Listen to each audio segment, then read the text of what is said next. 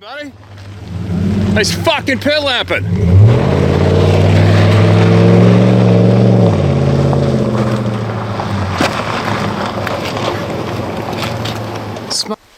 Anyway, so I'm on my way home after stopping. Well, I didn't stop. I traveled over the west coast at 4 o'clock the other morning to go help some guys with their prestigious Vancouver round elk draw, which is a draw I put in your name for a lottery for all you people that aren't in British Columbia and aren't familiar with it. You put your name in a lottery draw tag, and only so many tags are allotted for harvest per year for certain herds of elk and other game throughout the province. And many people put in for those lottery tickets, and all that money goes into conservation from the lottery draws as well, because it costs X amount of dollars per draw you enter. So you can put in a lottery ticket to get an elk, or a moose, or a mountain sheep, some places for deer, what have you, right? So anyways, I've been trying to get this tag for over 30 years. It would be probably one of my most favorite hunts in the whole planet, and have been in the past with guys that have helped. And as well as that is the same for my friend Ken, who owns Rocky Point Charters out of Banfield, British Columbia, where I keep my boat. And Ken's basically he's like the guru of the Klanawa River Valley elk herds. He has been very lucky, and he has pulled that draw tag once in his lifetime for himself, and his wife also pulled the draw tag too. They both got wicked elk. Anyway, so he loves looking over the elk, looking for bulls. Every year he's got game cameras out there. We go out there, and other friends of ours go out there looking for the elk, keep tabs on them, see if we can find a great big monster bull, and hopefully maybe one day somebody will get that draw tag and we can help them. And that happened. So very exciting. They were in contact with Ken. Ken went out and spent a couple days with the guy, going over the elk and where they could be, where they are, and looking at trail camera photos of these monster old bulls.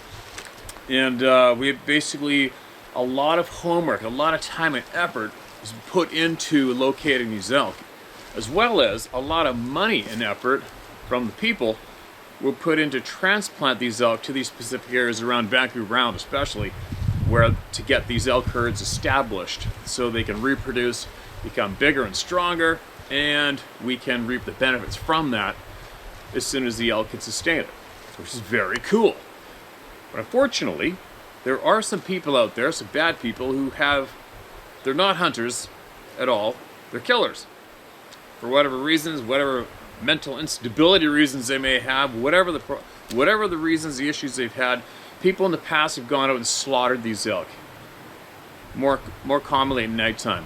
Big spotlights that just randomly shot and killed them and left them laying there to rot. And it's a real sad story. You can Google up that if you're interested in this history of those episodes. And unfortunately, they're far too common, and nobody ever seems to get caught, and it really sucks ass, and it pisses off a lot of people. Alright? So just to give you a little history of what goes down in Vancouver Round, the history of these elk. This particular elk, the Klanawa herd, they were transplanted there. 14 or 16 elk were transplanted there in 1977. And a handful of years ago, the herd was big enough to sustain, allowing two bull tags were allowed to be added into the lottery system for some lucky hunter somewhere to harvest these bulls and take them home and have them as table fare and sustain their families. And it's a very healthy activity. But anyway, it's hunters' dollars that go into all the conservation. Hunters are the #1 conservationists, just in case you didn't know, alright? What I'm getting at is, these weren't hunters. It's not hunters that do these things to these herds of animals. It's killers. It's psychologically damaged, demented people who also have guns and are very irresponsible, and they have some serious issues going on between their ears, and they go out and spotlight these things and shoot the shit out of them. And there's many people out there that would love to catch them. So, which leads into a little story I'm going to share with you all. So I got up 4 o'clock in the morning, raced out to the coast, met up with these guys in the woods, day 1. Very excited. I'll show you this bull right here and some other ones that Ken located with his trail cameras. And we're specifically looking for this big old monster old bull here. Who knows how old he is? He could be 12 years old. Around there. So, everybody's excited. It's opening morning, October 10th. We got in there nice and early, had coffee, talked about all the things that might happen that day, anticipating first light, and then we We got to the edge of the timber along the logging road and stopped the vehicles back and hid them. And we got out of the trucks, and the sky is just starting to illuminate with the sun about to come up. We're starting to go up the road to get in a position, anticipating these elk that may be down in this little cut block below or above the logging road. And all of a sudden, here comes a vehicle from the opposite direction, the direction that we're going to, and they're coming towards us. You can see the headlights. Then all of a sudden, you see the vehicle slow down. And then in those lights, we also saw the movement of elk on the high side of the road. One or more elk came down, crossed the road, and went down the lower side of the road. Well, if all of a sudden this great big huge beaming spotlight didn't start coming from this vehicle, this goes up the mountain, around, and we're like, holy shit, no way. So I grabbed the video camera, I started videotaping this, and everybody else, there's 4 of us all together, everybody's got their phones up and they're videotaping this. Now we're hidden behind the rock, we're gonna get shot. These guys obviously don't know we're there. It's very I mean, what are the chances, right? Brutal timing, very, very unfortunate, just takes the wind out of your sails. You know, the encouragement, it's just a swift kick to the nuts. But anyway, then all of a sudden the spotlight goes down to the lower side of the road, and I'm steadily walking closer to them. I'm trying to get right up on them and videotape this shit. And we're all advancing on them. And then all of a sudden the spotlight stays steady, not moving, and they shot the truck off, and they're holding the spotlight down there. Then all of a sudden the spotlight comes back on, the truck starts up again, the spotlight swings up to the top, and the spotlight swings straight at us.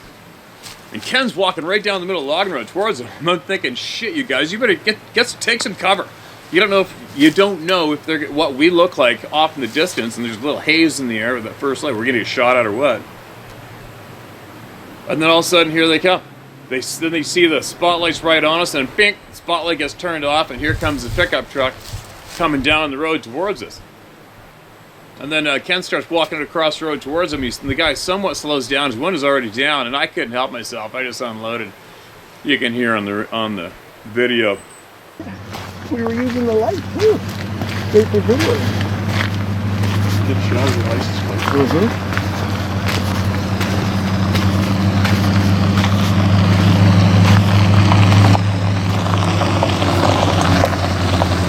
Nice pit lapping, buddy. Nice fucking pit lapping.